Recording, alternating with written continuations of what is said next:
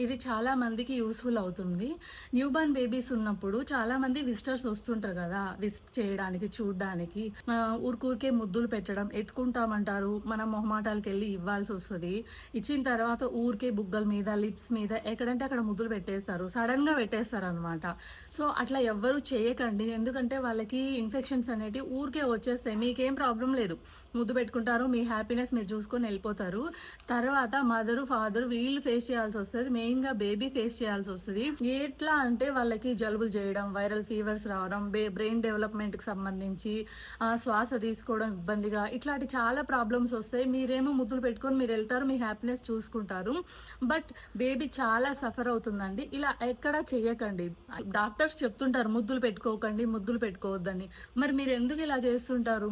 చదువుకున్న వాళ్ళకైనా, చదువుకోని వాళ్ళకైనా చెప్తూనే ఉంటారనమాట.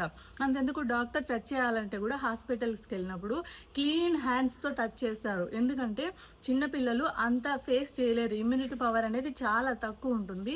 సో, దయచేసి ఇలా చేయకండి. మీ నోట్లో ఎంత బ్యాడ్ బాక్టీరియా ఉన్నదని మీకు తెలియకపోవచ్చు. బట్ అట్‌లీస్ట్ డాక్టర్స్ చెప్పిందైనా వినండి. ఎళ్ళడమా, చూసారా, హ్యాపీగా వాళ్ళని దీవించరండి గానీ, వాళ్ళని అనారోగ్యం పాలు చేసి మాత్రం రావాకండి. సో, దయచేసి అర్థం చేసుకోండి. అనవసరంగా ముద్దులు మీ పిల్లలకైనా పెట్టుకోకండి.